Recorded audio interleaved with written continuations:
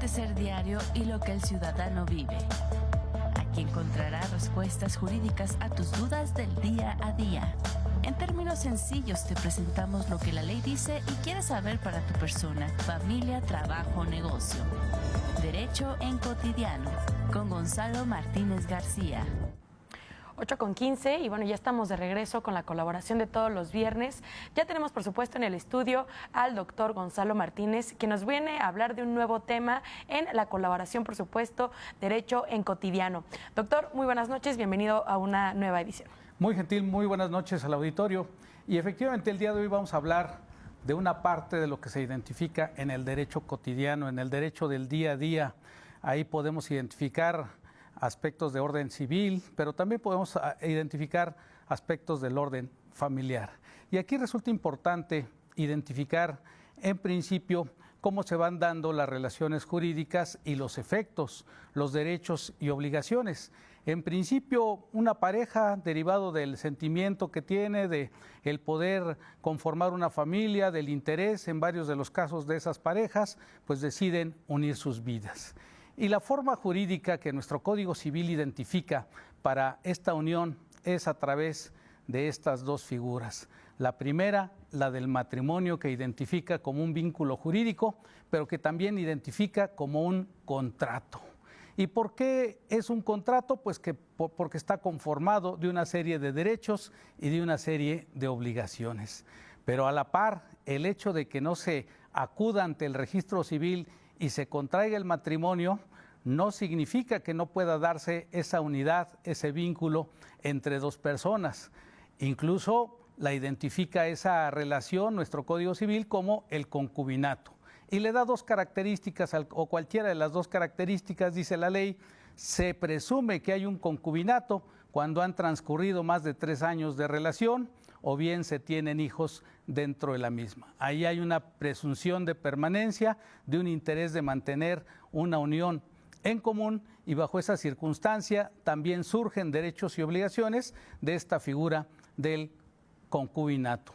Todas las cosas marchan bien al interior de las familias, se generan muchas veces hijos, hijas, van creciendo, se van desarrollando y la familia va cumpliendo pues sus fines. Sin embargo, también en el día a día de la relación de las personas, pues surgen desavenencias, surgen conflictos, surgen problemas, y en muchas de esas ocasiones surge la necesidad pronto de disolver el vínculo, ya sea matrimonial u originado por parte del concubinato. Esto provoca efectos en relación a la pareja, generalmente de orden patrimonial, y efectos relacionados con los hijos. Vamos a ocuparnos de los efectos relacionados con los hijos en la siguiente lámina. Por ejemplo, pues hay que determinar si los hijos son menores de edad, pues con cuál de los dos progenitores pues se van a quedar los hijos, si habrá una custodia compartida, ese será un efecto, el tema de quién guardará la custodia. También será importante definir pues la parte de los alimentos de los hijos. La ley identifica como alimentos los siguientes aspectos: la ropa, la comida, la asistencia para el caso de enfermedad, la educación, y la vivienda. Los identifica con la característica de ser alimentos. No solamente es la comida, sino abarca estos rubros. Y aquí es interesante comentarles el aspecto que va a trascender el día de hoy en la plática que vamos a tener, que está referido en cuanto a que vamos a identificar lo que la jurisprudencia ha venido estableciendo, ampliando un poquito el sentido de la ley. Y para esto vamos a señalar la primera parte, la fijación de los propios alimentos. Los alimentos se van a fijar primero por el común acuerdo de las personas que se están separando. Sin embargo, en caso de que no llegaran al acuerdo, el juzgador va a tomar en cuenta el patrimonio del deudor alimentario obligado para fijar esos alimentos. Y no solamente va a tomar en cuenta los ingresos, dice la jurisprudencia, sino también se va a tomar en cuenta la masa patrimonial de la cual pudiera derivar también otro tipo de ingresos. Y es obligación, señala también la jurisprudencia, del juzgador investigar, ordenar el desahogo de pruebas oficiosamente, es decir, sin que nadie se lo pida, para alcanzar a identificar el patrimonio del deudor alimentario. Esto resulta, pues por supuesto, importante. Y hay otro aspecto que generalmente se presenta en los conflictos del orden familiar, en los juicios. A veces el deudor alimentaria, no siempre tendría que ser la persona masculina, también podría ser la otra parte. Generalmente dice, bueno, pero yo necesito que me rindan cuenta de la pensión alimenticia que estoy otorgando. Hay deber de rendir de cuenta por parte de quien recibe esa pensión para administrarla y otorgarla a favor de los hijos. Lo que ha venido estableciendo ahora de forma reciente la jurisprudencia es que no hay esa obligación justamente de rendición de cuentas para poder identificar e ir sumando, ir acreditando y decir, bueno, aquí está el ticket del súper, aquí está el recibo de la renta, aquí está el pago de la mensualidad del auto. No hay esa obligación de hacer ese detalle de la entrega de la pensión alimenticia. Se rige por una relación de confianza, pero por otra parte sí hay una obligación por parte de quien recibe, administra y gasta esa pensión en beneficio de los hijos y a veces también de la persona. Y esa obligación es que debe de darle participación activa, equitativa y transparente al deudor alimentario, que es el que está suministrando la pensión, en las decisiones respecto de la persona menor de edad, aspectos escolares, las actividades deportivas, a qué se va a integrar, en fin, todo lo que esté relacionado con la información del menor y que desde luego todo esto sea para una mejor toma de decisión respecto de la persona menor de edad. En la siguiente lámina, bueno, hay otro aspecto que jurisprudencialmente ha venido estableciéndose, que deriva de los derechos de la Convención del Niño y que no está identificado en nuestro Código Civil, pero que es bien importante señalarlo, porque muchas de las ocasiones cuando comienza un juicio, pues comienza la problemática en el menor o en las personas menores, identificamos una serie de conflictos, problemas psicológicos, ya no quiero ir a la escuela, por qué se están separando, por qué se están divorciando, y además viene una carga adicional que sería la necesidad de que el juzgador escuche al menor de edad respecto de su parecer en los asuntos que trasciendan con él. En todos los juicios, en todos los procesos que se vaya a decidir sobre asuntos del menor, es importante que el juzgador lo escuche. Por supuesto, habilitando las condiciones materiales para que pueda ser escuchado, una persona de extrema confianza del menor, que el juzgador hable en un lenguaje sencillo, que haya condiciones materiales suficientes para que el menor no se sienta ajeno y no se causen afectaciones psicológicas, pero siempre es importante el parecer del menor respecto de lo que se vaya a decidir sobre sus alimentos, sobre la convivencia con él o también respecto de la custodia del propio menor. Y aquí en la siguiente lámina es importante platicar de otro tema que resulta también trascendente y es la parte de las convivencias. Hay que tomar en cuenta que cuando ocurre la separación de cónyuges o de personas concubinas, pues la problemática viene derivando en las diferentes desavenencias que ellos tuvieron. Pero esa problemática no debe incidir o trascender hacia los hijos. Hacer que trascienda hacia los hijos es algo que no debe realizarse y que contraviene el contenido y el espíritu mismo de la ley. De repente no te voy a permitir ver al hijo, no vas a poder convivir con él, te invento hechos falsos, te acuso incluso ante las instancias penales y te invento cosas con tal de que no veas a los hijos. Mal, porque aquí el derecho no es del progenitor, sino el derecho es de los menores. Los menores tienen derecho a ser atendidos, asistidos, escuchados y derecho a jugar, convivir con la persona progenitora. Es muy importante hacer esa separación.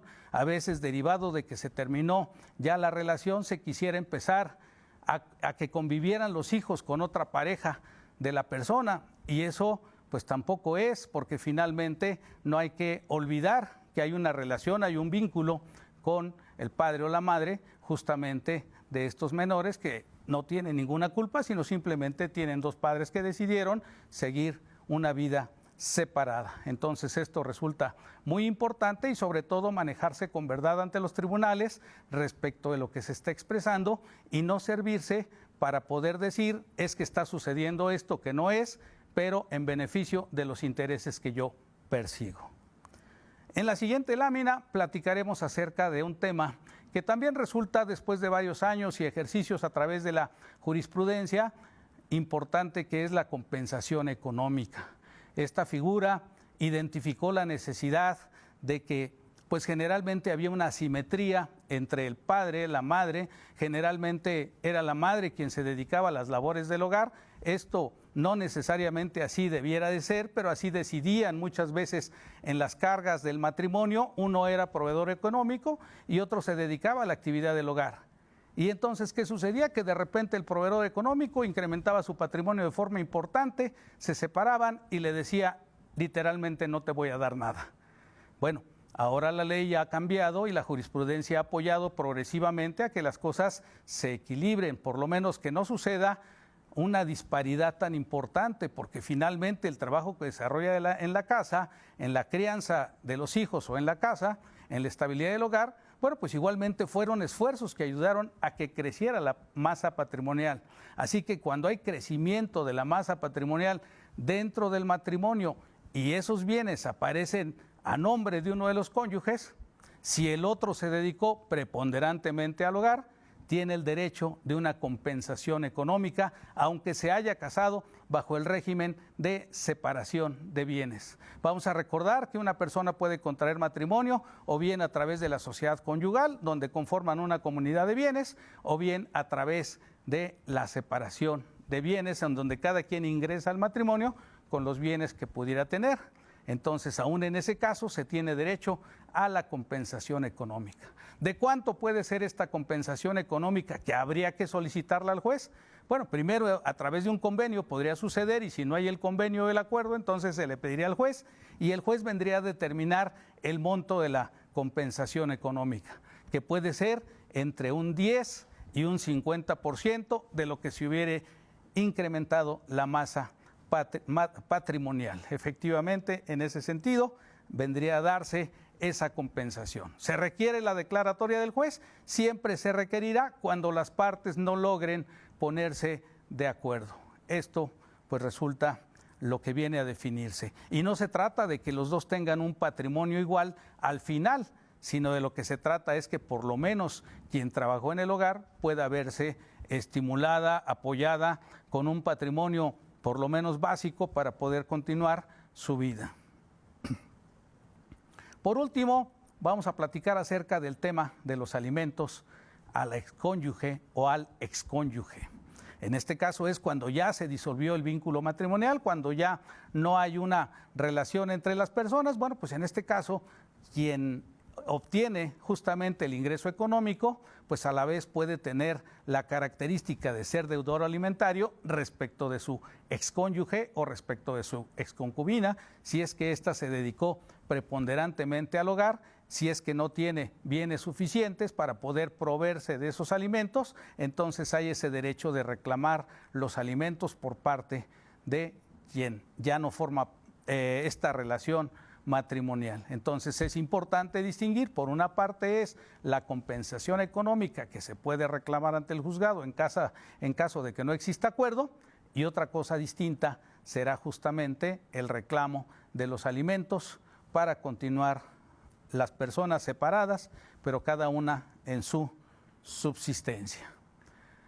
Agradecerles mucho. La próxima semana estaremos platicando acerca de algunos de los derechos civiles relacionados con la propiedad, la posesión, el arrendamiento y otras figuras jurídicas que igualmente podemos identificar dentro de la cotidianeidad.